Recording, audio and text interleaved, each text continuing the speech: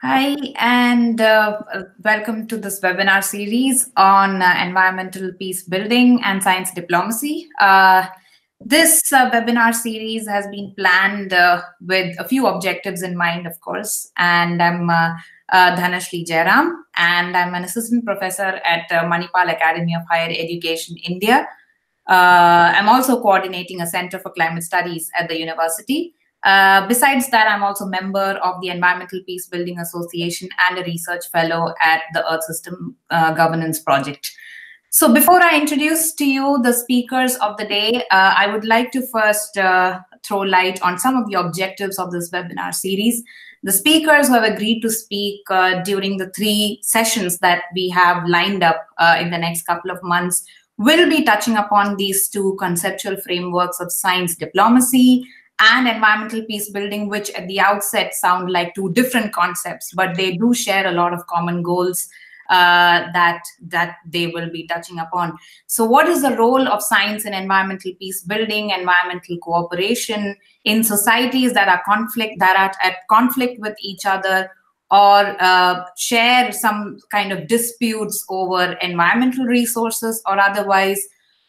These are the questions that we will be looking to explore in this particular webinar series. And we have with us 2 very experienced, in fact, speakers here from Cyprus who will be talking about environmental peace building and science diplomacy. I think they will touch upon science diplomacy initiatives that they have been undertaking for the past few years in their country to overcome political boundaries by leveraging science. So this is an important concept and important topic that we will be touching upon. So let me introduce to you the 2 speakers of the day. We have with us Dr. Simge Davulcu, who's an assistant professor in organic chemistry at Girne American University in Cyprus.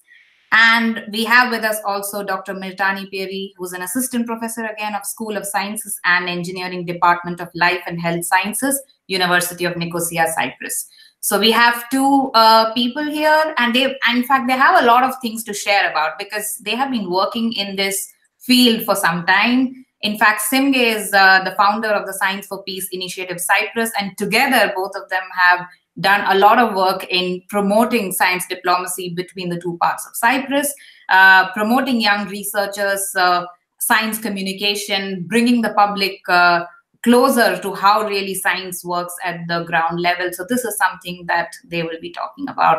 I would also like to say and acknowledge right at the beginning that this webinar series has been made possible with the support from various networks and institutions, besides the ones that I mentioned in the beginning: Early Career Researchers Network of Networks, International Consortium of Research Staff Associations, Young Ecosystem Services Specialists, Responsible Research and Innovation Networking globally, Network of Early Career Sustainable Scientists and Engineers, and International Intergovernmental Science Policy Platform on Biodiversity and Ecosystem Services Fellows. So that's a long list of networks and institutions there that have expressed interest in this topic. So we know how important this is to take forward.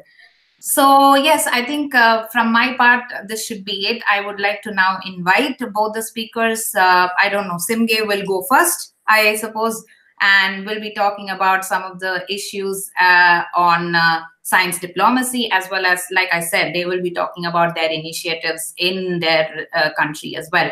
So over to you, Simge. Hello, everyone. So thank you so much for the kind invitation and the introduction. So I would like to start with a little bit on science diplomacy. Diplomacy, really, first of all. So if we regard diplomacy as a way of finding a common or finding a middle point, then we can really use science to find the middle ground for people, as science is the international language for everyone. So in that sense, we have introduced science diplomacy in Cyprus, I think almost 2 years ago now in Cyprus. So it's still very, very new concept, and it's a new term for everybody here. But we are trying to reach it to as much as people as we can in various activities that we have been included with. So first of all, I would like to start with using science diplomacy as a tool really to open up a dialogue in between the scientists in North Cyprus and scientists in the southern part of Cyprus. So as just a short information, Cyprus is an island in the Mediterranean and it's divided as north and south. So there are borders, but they are open. So people are free to cross to each side and we can say they're peacefully living for the past 50 years like that. But of course, we would like the borders to be totally removed and just overcome the borders in every sense and in science diplomacy sense, using science. So we are saying that science shouldn't have any borders and it shouldn't be stopped by any reason. So science collaboration or a shared community between scientists, Cypriot scientists, we should say, it will open up a dialogue between the two communities. So that would be useful in terms of having more collaborations, which will lead to better projects and more funding options in Cyprus. So that was the kind of initiating idea for us, and it was the motivation that came to us to have the idea of having a small initiative to kickstart this. So that's how we come up with the Science for Peace initiative. And Science for Peace is not just to say in Cyprus to bring scientists from all over Cyprus, but really it's for the world to use science for a good cause, for a good reason. So that's how we came up with the Science for Peace initiative, and it has resulted in many nice projects, including science festivals, scientific cafes, and so on. So it was, we called it multi-communal to some of our projects because we wanted to include all the nations that are living on the island from north and south and everywhere. And so the Science for Peace initiative came up like this. And I can give it over to Mirtani to talk about the projects, especially the very successful Mediterranean Science Festival that gave us a space to do our organic chemistry workshop with Cypriot children from all over the island. Yes. So first of all, I want to thank you as well for the opportunity that you're giving us about some of the efforts as Cypriots trying to use the science to bring the communities in Cyprus together. This is a, let's put it, bottom-up approach. So Simge and myself and various other colleagues, various other Cypriots, we try to use this universal language of science to bring the communities together. But at the same time, what we believe is that, nothing in science has any to the society. So part of what we do, but at the same time, we try to make science simple for the community, for everyone to understand. But when we say everyone, we don't just mean half the island, the north part or the south part. When we say everyone, we want it to be open. So we started with various actions. The first action that has been run, the Café Scientifique. The Café Scientifique, a fantastic idea that runs in that scientists can go to a place where it's people can meet in a really cool environment where they can chat. They can have coffee, they can drink beer, whatever, and at the same time, they can listen to fantastic science. And this also breaks the stereotypes of scientists being these, crazy white males in lab coats. So no, scientists can be anyone, and they are approachable. So that's the idea. So Simge and myself, the idea is in the next months to try and organize joint Café Scientifiques. The common language would be English, obviously, in this case. But the idea is for all communities to be able to join and enjoy some good science in a nice, relaxed environment. So that's the idea with the Café Scientifiques. Now, another initiative that has been going on in Cyprus since 2011 now are the so-called science competitions. So one of them, the biggest science communication competition, is FameLab. FameLab started in the UK. It's brought by Cheltenham Science Festival and by the British Council. It arrived in Cyprus in 2011. And even though it started with only Greek Cypriots taking part, in the last few years, we had lots of Turkish Cypriots as well. And we hope that this is something that's going to grow. FameLab is a competition where you have to choose a scientific theme, something that you're passionate about, something that you love. It could be anything. It could be biology, organic chemistry. It could be medicine. And you need to talk about it just for 3 minutes. But you shouldn't be using any science jargon. You should make it simple and entertaining for everyone. Now, in the process, you learn lots of useful skills and tips as to how to communicate science. And this is what we want to do, with both Greek Cypriots, Turkish Cypriots, Armenians, all communities in the island. And the other very, very big event we ran is the Mediterranean Science Festival. This is a true celebration of science. It's a 4-day event where it has scientific talks, it has interactive exhibitions, it has workshops for kids, workshops for adults. And it started in 2015. The first one took place in Limassol. And then we ran it again in 2017. Now, the good news with 2017 is that we managed, after lots of efforts, and mostly Simke's efforts, we managed to include a fantastic workshop on organic chemistry, using the things that unite us. So Greek Cypriot and Turkish Cypriot children came together. Simke can say more about that, how they prepared their own perfume. And we thought it was a fantastic event, and we only want that to grow in the years to come. So let me just say that in 2020, we will have the third Mediterranean Science Festival, and we hope that we will include more bi-communal workshops and make it even bigger and open to the whole of the island. And I give it back to Simke. Yes, so in 2007, in the Mediterranean Science Festival that happened in Limassol, at the Limassol Harbour, it was fantastic weather, very sunny, nice Cypriot weather, and it was truly international, having scientists coming from neighboring countries.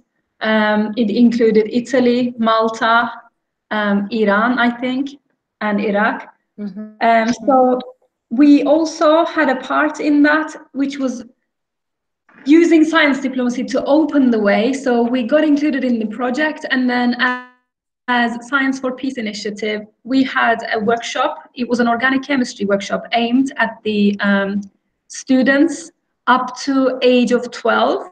So it was for them to use their scientific skills in order to learn very simple or simplified, let's say, scientific skills such as mixing, separating liquids, and using organic chemistry to actually make a mixture which smells nice. So they were given some essential oils, and the key point was that we were using the things that are uniting us, and that was really the smell of Cyprus. So we had the kids to think about what is uniting us here in Cyprus, and they were thinking about the fruits and the vegetables and the trees, the environment around them. So how does Cyprus smell? And then they tried to make a perfume that smells like Cyprus using orange, jasmine, and such essential oils to bring together the smell of Cyprus. And then we were trying to give them the message that although maybe we are separated and we are living in different parts of the island, and maybe we belong to different nations, but we are all Cypriots at the end of the day, and we are sharing this island, we're sharing the same environment.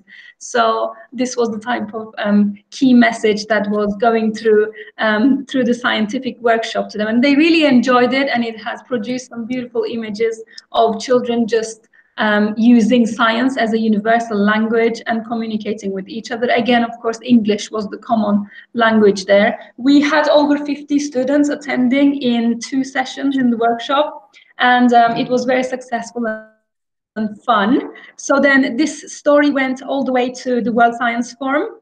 last year it happened in Jordan, and we had a really nice chance there to talk about in one of the plenary sessions and communicate this to the other people. And people are very excited and happy to hear this. And we had very nice positive comments and questions from, again, our neighboring countries of, how can they copy this and how can they also apply it in different conflict areas. So we are hoping that this will grow, and it will also set a good example to other parts of the world where there are maybe breakage or distance between the two communities, and science can be used to bring them closer using the younger generation, and then, of course, as a good message to the older generation.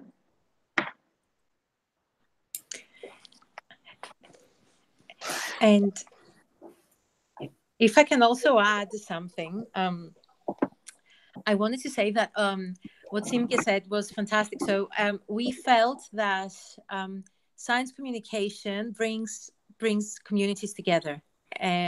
Since science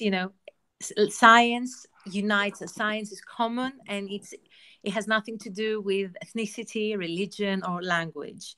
But I wanted to point out that in Cyprus there are also various other initiatives that run, and these are actual research collaborations. So we try to use science communication to bring the communities together, but there are also researchers that collaborate. And it would be, I think, very important to mention environmental initiatives. And right now, I think there are over more than 10 different projects that run between environmental scientists, both Turkish Cypriots and Greek Cypriots in the island. And I want to mention 3 of them, which are quite big and successful. So one of them is, it's an ongoing project. It has the title of Researching the Caves in Cyprus. So they're Turkish Cypriot and Greek Cypriot scientists, environmental scientists that do common excursions. They visit, they photograph, they research within the caves.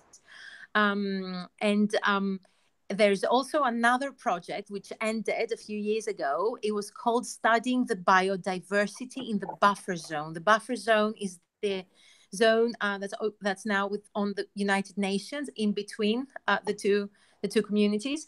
But biodiversity doesn't recognize borders. So again, researchers came together in order to study the biodiversity.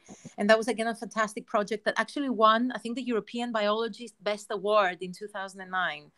And the final project that I would like to mention has the name Birds Have No Borders.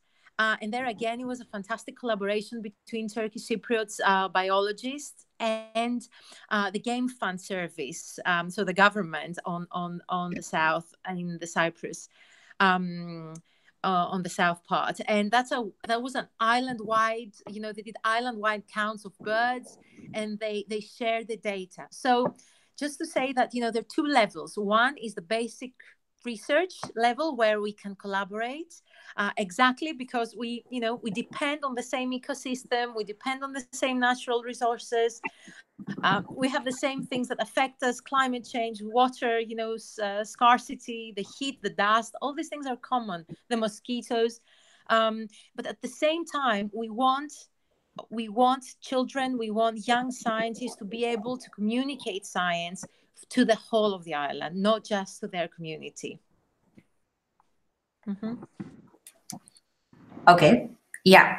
So we had both speakers talking about their initiatives, and that's quite a lot of things that already the scientists are engaged in from both sides of Cyprus. It's not just in scientific collaboration, but even in terms of biodiversity conservation and so on. So that's a brief idea of what you are looking into. But of course, there are questions with regard to, say, the socioeconomic realities or the political willingness to actually go ahead with such collaborations.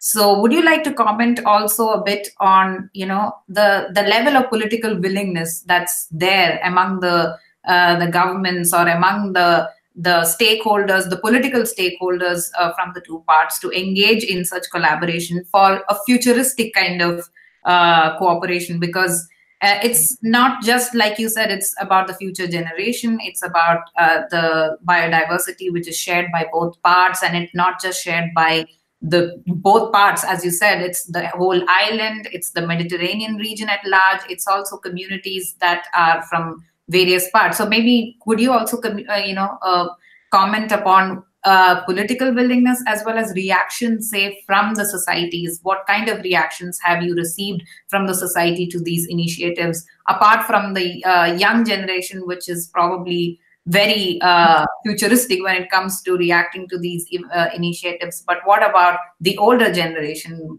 Have you found them more conservative when it comes to these things? Simke? Okay. No, there's surely political will. Political will is there to help in the positive way, because they value science, I think, just as much as they value other things like art, for example. We are seeing really good examples in art in the bicommunal projects, supported very well by the government, so from the both sides. So they have initiated a common chamber orchestra for Cyprus, making music, Turkish Cypriots, Greek Cypriots. It's actually open to the world. They have Italians, they have German people playing in there. So they're just showing that we can come together with nobody controlling us on our own as Cypriots. We can come together and make really good music for the society. So now scientists is kind of replicating that, and science is gaining more and more recognition and value, I think, in the governmental level, to understand that it is needed to overcome some of the common problems that we have.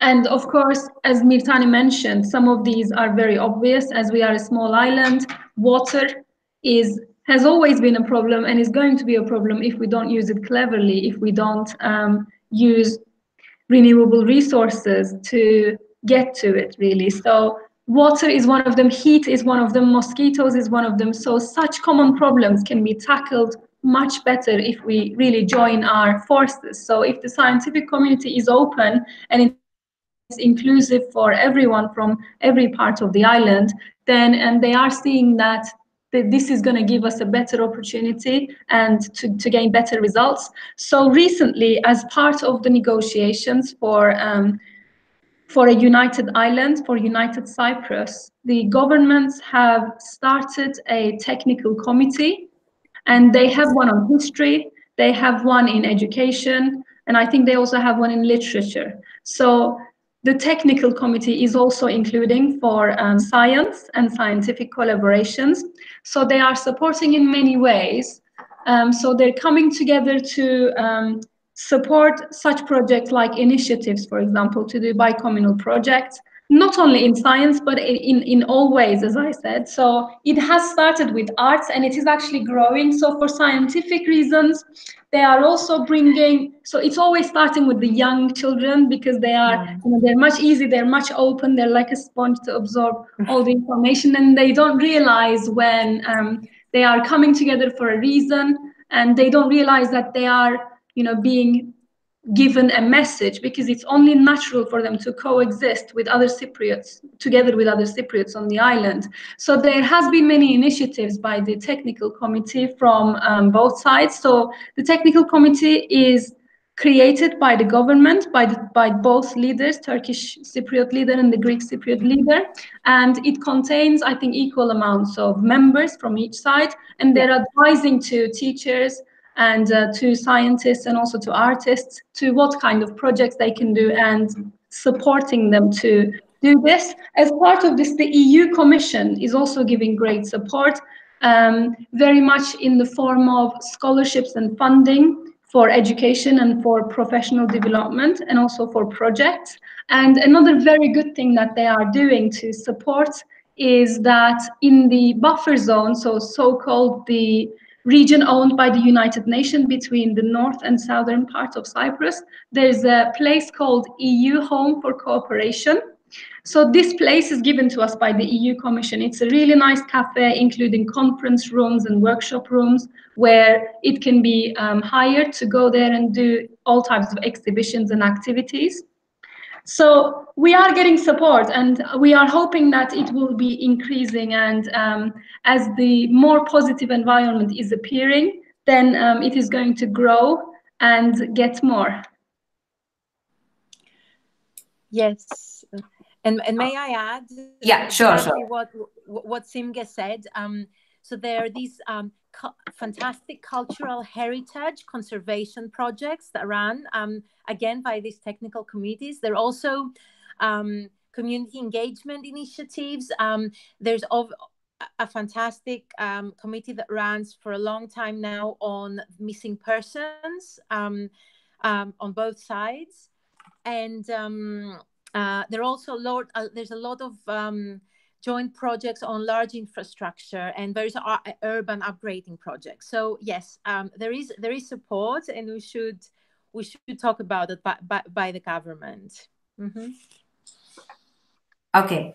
I mean, I'm just touching upon some of the issues that you mentioned, and I'm just drawing out some of the environmental ones, considering this webinar also focuses specifically on environmental peace building or environmental cooperation in general. You spoke about like urban issues, you spoke about water, you spoke about resources, sharing of resources. Renewable resources. Right now, yes, over environmental resources, there may not be a sort of open dispute between the different communities or societies, or is there like a conflict brewing up on that as well? Like recently, we have a question from one of the from somebody who is some Ramu who is online right now and watching the live webinar here. He is talking about the hydrocarbon discoveries in the exclusive economic zone of Cyprus, and this has, of course, sparked some conflict over who should be having control over these resources and so on. So could you actually also reflect on some of these issues, like over resources, what kind of efforts are being taken by scientists or by other stakeholders in this area? Mitani? Yeah, so to be honest, hydrocarbons is a very important issue, and it is a matter that could result in conflict. But I'm not the person, I don't think I can really comment on that. All I do know is that we were hoping in the past few years, when the discussions began again, we were hoping that we would reach a solution in the Cyprus problem, so that then after that we could all enjoy what we share, even that water or hydrocarbons, all these things. But unfortunately this hasn't happened. We hope that there's going to be a new round of discussions, because obviously this has to be shared. And I think this is what, at least what I hear from the Greek part, from the government, is that these are things that should be shared between all Cypriots, and all Cypriots means Greek Cypriots and Turkish Cypriots. So I do hope, and unfortunately this is something that cannot happen bottom up. This has to be a political decision. This has to take place top down.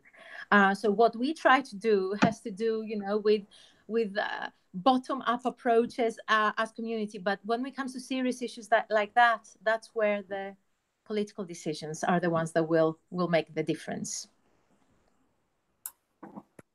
Okay. Yeah, thank you for that response. Another question that I had was about, you mentioned language as an issue quite often. I think both of you mentioned English being used as a language. Has that ever acted as a barrier in science communication, or in terms of trying to bring science to all the sections of the society in Cyprus? Yeah, so if I can comment on that, one of the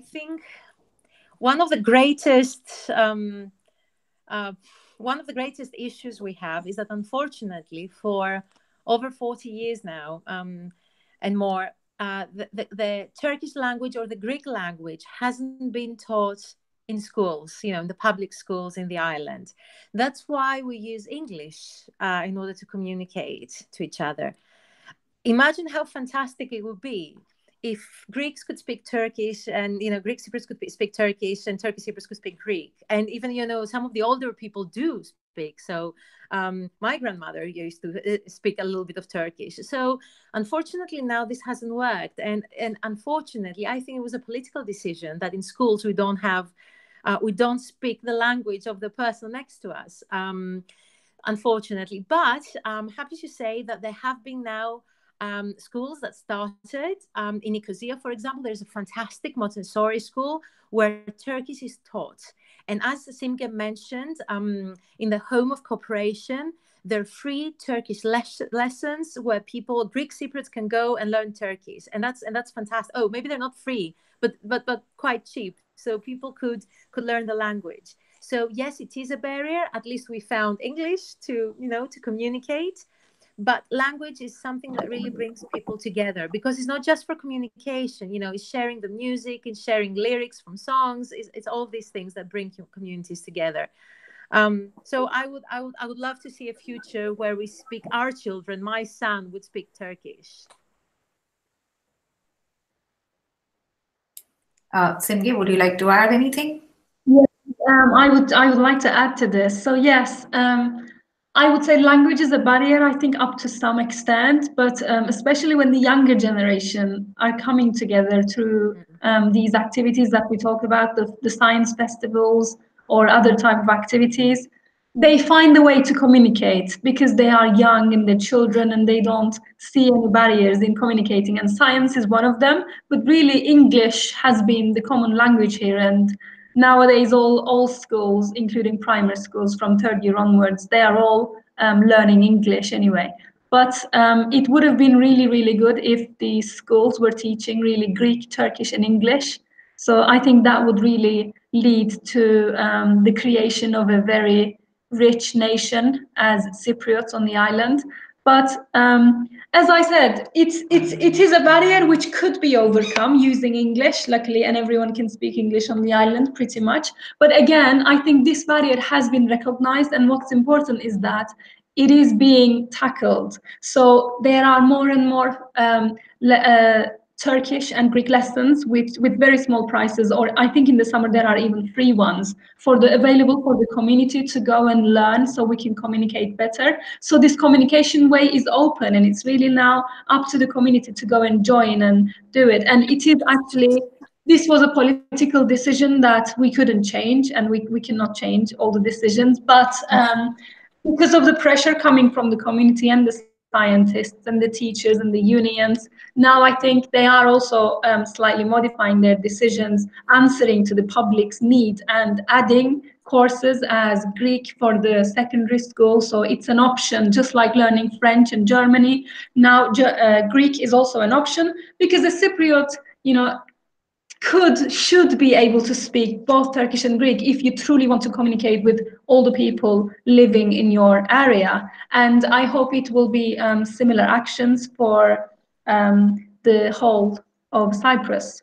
So to break down the barriers, more and more actions every day. Yes, yeah, that's a great response. Okay, moving on to another question about climate change. Now, this is an issue that is becoming, it has been an issue for a long time, and still we are, I don't think the world is taking enough action on this. But do you see, we are seeing a lot of school students now going out on strikes and, climate strikes and Fridays for Future and things like that.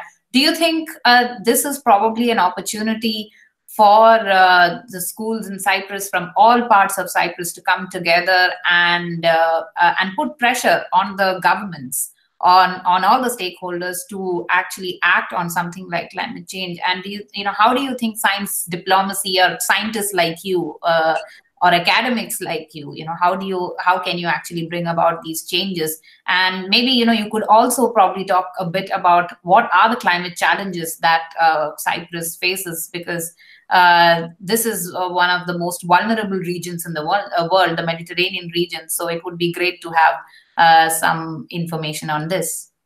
Thank you. Sim? Yes, okay, I'll make a start. So this is a really good question. Thank you for bringing this. So recently we had a meeting with the Early Career Scientists Network of Networks, ECRNON, in Cyprus. And we brought scientists from all over the world to talk about the environmental issues, and climate was one of the most important ones. So we all see the danger that is coming in terms of climate change, and we all need to take actions to protect our environment from this. But yes, I don't think the world is doing enough. I don't think we are doing enough. And I think rather than just doing enough, it is very important that the next generation is also knowledgeable about this, so they will be able to take some actions for themselves. So the meeting that we had has been very useful, and it has been a really nice platform for collaboration and talking about the issues that we have here and how can we be helped and how can we also collaborate to help on the environmental issues. So in terms of climate change, I am not the expert, but in Cyprus we have witnessed very sad stories that happened over the years. So losing some of the forests that we have from either side of the island, and we have faced, because of the heat changes, we had big fires to lose the trees, and either side at times didn't have enough resources or power to stop these damages to the environment. So I think this is also, just like everything else, this is also another area that there should be a joint consensus, because we are sharing the same environment. So definitely we should take precautions all together to protect it and to take actions for it. So I think this has been suggested with advisory boards and scientists and all the actors and the stakeholders. And the voice is definitely going to be heard sometime. I don't know when, but it is an ongoing battle and it is an ongoing process. But we are trying to do the best that we can. And as you said, little initiatives starting again from bottom up in the schools. Future, you said Fridays for future and things like that. So educational matters as well, such as they used to do biology, chemistry, and physics, for example, in terms of science in the secondary schools. And nowadays I am seeing that they have added extra courses like the ecology and how to protect the ecology and so on. So it is very important to educate them, to make them more knowledgeable, the next generation, so that they can help in taking actions for threats that are threatening the whole world and not only Cyprus, of course. But in the meeting, we have came to a point where we had data from the Cyprus Institute and from Future Earth showing us actually what is predicted to happen in this region, especially over Cyprus, how much the heat is going to shoot up and how we are not even going to maybe have enough water to drink in, I don't know, in the next hundreds of years. So it was quite shocking, and it was a really eye-opener for us that we should really take more action and take this much more seriously. So and if I may add to what you said, Simge, exactly. So I want to add that the Cyprus Institute, which is a research institution where both Greek Cypriots and Turkish Cypriots work, just last week won a very, very big European grant of around 30 million euros. So this will be 50 million from the European Union and 15 million from the Cyprus government. And the issue will be research on climate change. So this is a very big investment, both from the Cyprus government and the EU, exactly on climate change. But I really want to comment, on the question before as well with oil and gas. You see, we're here talking about political decisions, what's going to happen now with the hydrocarbons. And we're an island which is under the sun 11 months per year. And we worry about how we're going to get more natural gas out instead of finding, alternative forms of energy and having a common, a common practice as to how we can manage with the alternative goals. I don't think I'm a little bit more pessimistic in a sense. I would like to have seen more, better political decisions as to how we can use the sun, the air, even the sea, energy to battle these issues rather than focusing on oil and gas. Okay, thank you. So we have a couple of questions again from our audience here. Another question from Ramu CM here on, okay, what about the companies and businesses that seek to invest in the science and tech sector in Cyprus? Have these CSR activities in terms, have helped bridge the gap between communities or between different parts of Cyprus? What about the companies and businesses? Yeah, that's a very good question, actually. Now, being in the world of academia, unfortunately, I have to say that I'm not very familiar with what the businesses do, but the same way as academics, work together because they're interested in the science and less interested in the politics. I'm sure that companies that are also interested in making profit or having, products out, they won't care so much about who's on the other side. Obviously, we cannot generalize, but I can only assume that there's, there are common goals there. The only thing I can say from this point is that there is a big effort at least in the South, to bridge the gap between academia and industry. So we have a lot of joint projects now where academics talk to people in, SMEs, small or medium enterprises in order to how to do translational research. So hopefully, I would like to assume that we can have consortia of academics and companies in both sides of the island, trying to take out specific products or to tackle specific issues. Okay. Semge, you have anything to add, or I can go to the next question? Yeah, we can move on. Okay. So we have the next question from the audience here. I'm not sure if I'm pronouncing it right, but it's Jersilif. Okay, it's a question from Jersilif on, okay, he says, he or she, I'm not sure. Okay, I was a volunteer for a program of the American Chemical Society, and they do so much with the young children. Maybe that could be a good partner. So have you explored, options of partnering with organizations, say, outside Cyprus? And, can you also throw light on your collaborations? I think you already did a bit, but maybe, something like American Chemical Society or some other societies abroad?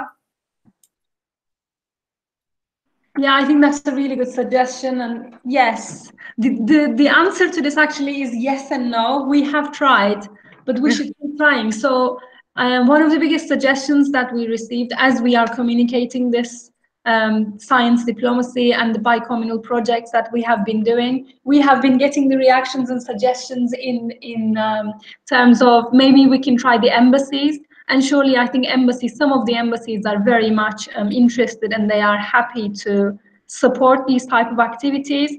We have been getting support, as in not getting support in the form of funding or something, but we know that they are supportive of these activities and they are aware and they are following what we are doing. So American Embassy has been one of the supportive embassies. And in fact, they have nominated me and Mirtani for a Women STEM Leaders project. And I think this nomination process is still ongoing. This is an event that is happening once in every 2 years. And we have been nominated and selected last year. Unfortunately, I couldn't join because I was pregnant at the time. But we were really happy to be nominated for such a big project.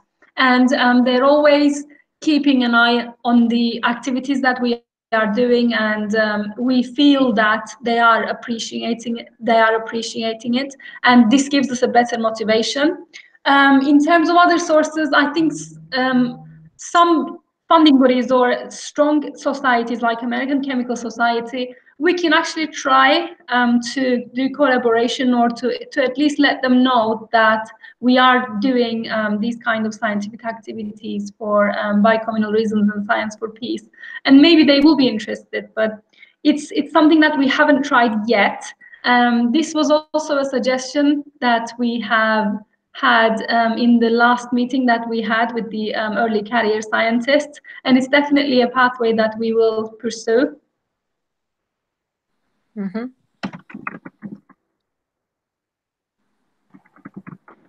Okay, Mirtani, you want to also talk about what is the future of, say, collaborating with the organizations outside, maybe, similar societies that are at conflict with each other or have some disputes over something. How do you really bring the message across to the entire world and not just restrict it to, say, the kind of work that you're doing in Cyprus? Well, no, I mean, I think Simge said it all. I was just going to say that, European societies such as I'm involved with FEBS, for example, the Federation of the European Biochemical Societies. And, the constituent societies, such as the Cyprus Society, is a society that accepts all Cypriots. So that's a way, of having Greek Cypriot, Turkey Cypriot researchers, Cypriots, being part in the same society and acting within the same umbrella. I think we, again, I don't know if I'm a bit more pessimistic, these societies haven't been so active in a sense. If I talk about the Biological Society in Cyprus, which is under FEBS, it should be a little bit more open to Turkey Cypriots. So it's open to all Cypriots, but we don't have any Turkey Cypriots colleagues being part of the society. So this is something, again, that it was on my to-do list to make sure we can attract more Turkey Cypriots colleagues to be under those, federation, these societies that are European. So this is something on the to-do for the next months as well. Mm-hmm. Okay. Another question is on, the stakeholders or the institutions and organizations. As individuals and as organizations that you're part of, you're doing a lot of work, but how do you bring different stakeholders? You talked about the young people or the children. But in order to tackle challenges like environmental challenges, you need to bring on board everyone. So how do you think, again, this is probably something futuristic, from a futuristic perspective, how do you think, through science diplomacy, you can bring everyone on board? But can that be bottom up alone, or, does it need like a very strong top down approach as well?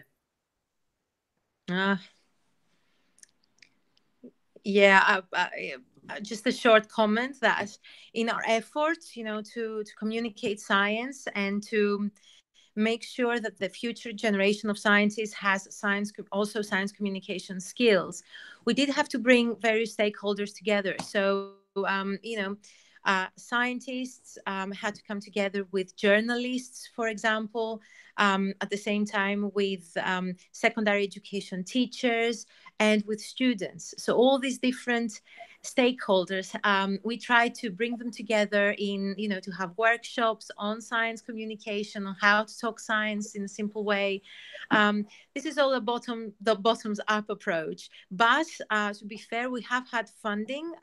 So the Mediterranean Science Festival, or some making science simple workshops, they have been funded by, for example, the Cyprus Research Promotion Foundation or the Cyprus Youth Organization. So they have supported initiatives like that. And then we've made sure that those initiatives are open to everyone, to all researchers, by including, English events and English workshops. Okay. Now, I have a question for Simge, who also works on responsible research and innovation, the R-Ring project. Could you tell us more about, how you are able to, integrate responsible research and innovation into science and science diplomacy, and how do you really implement it on the ground? What are the criteria for that? And even in the environmental arena, or, just generally, how do you really implement them? So you mean implementing RRI in our lives and research? Okay. Yeah. So yes, currently I am a part of the RING project, which is trying to set up a global network, not just to encourage people for the implementation of RRI, but really to create the biggest network. And by looking at how networks are sustaining themselves, we are trying to get to this model of network that will work the best. because the approach of having a global network to tell people how to implement RRI hasn't really been successful in the latest EU project. And this is due to the fact that responsible research is perceived differently, and it may be perceived differently in different regions of the world.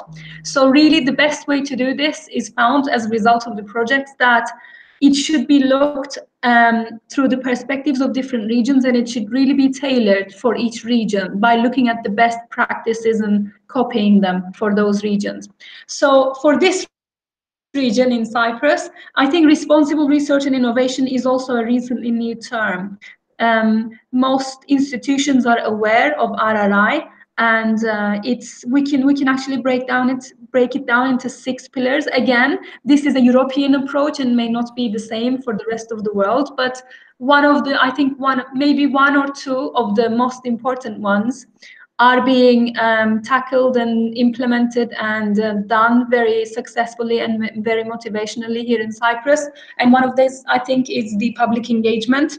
So open science, inclusive science. We are having more and more non-governmental organizations or small, medium enterprises coupling together with academia and society, including young children, to do more activities, and schools are also doing more and more workshops on these to do better public engagement between the scientists and the society. So, it's science for society, society for science. And I think open access and data is one of the most important pillars of RRI as well. We are wishing that this would be technically more open to everyone, like having open access journals that we can all access and so on. But I think within our small region of Cyprus, we are seeing more and more bicommunal projects or multi-communal projects, such as the project including the birds on biodiversity. So we are learning better to share the data that we have, because we are, if we are doing research in the same region, then of course we can only get to the best results if we share the data that we have. And this is, of course, for on the not just the local scale, but on the larger scale, this is very important for the Mediterranean region also. So what else? I think ethics is also, I think it's well established already with the institutions, but it definitely has loads of space to grow and be better implemented. And I think science diplomacy is a good pathway for this, and it's actually a good reason to open the dialogue, and then we can look at each other's projects and we can see how they are doing it, how we are doing it, and of course that will only lead to better results, and see the best practices from each side and learn from it. I think that's the best way that in general RRI will be better implemented globally, not just Cyprus. So it's always, science diplomacy is always helping to, in terms of open access and data, it will make better examples to be open to each other, so we can see and learn from the best practice from each other. Okay. So I think we can probably conclude the session. We are a little over time. We started a little late because of some technical glitches, but I'm glad it worked out okay. Miltani, do you have anything else to add, or shall I just conclude? Yes, no, that was excellent. What Simke said, I was just going to add about, gender. So I think that's a pillar of RRI, right? Yeah, yes, and this is something that we really need to work on women in science and women. But here you see 2 women scientists that at the same time try to do a bit of outreach. So I think we're getting there slowly. Yes, that's an excellent way to end. We have 2 women scientists here who have worked extensively on science diplomacy, bringing communities together, bringing scientists together, bringing nations together, in fact. And we have lots of examples like this, and I'm very happy to see you succeed to a large extent. And I hope you will continue to work towards the goals of science diplomacy and environmental cooperation in the future as well. So let me thank both of you for coming online and sharing your experiences and sharing your research with whoever has come online. And this video will, of course, be online. And if somebody is interested in getting to know about your work, of course, can get in touch with you or even watch this video online later on. So I'm very happy that to talk to you and of course get more inputs from you on science diplomacy and environmental peace building. This is a very good start to this webinar series, and we have 2 more sessions coming up. One will be on polar regions, which is going to be on the 2nd of May at 3:30 p.m. Central European Summertime. And then we have another session on maritime regions, maritime disputes, oceans in general. So we have plenty of scope for science diplomacy in this world, and we are yet to explore them. And hopefully this is something that we can learn from. Cyprus is one of these examples, great examples that everyone can learn from. So I would like to thank both Simge and Mirtani. I would also like to thank Sierra and Juliet, who facilitated this webinar. We had a lot of problems of late, but then I'm happy that it worked out today at the right time, of course.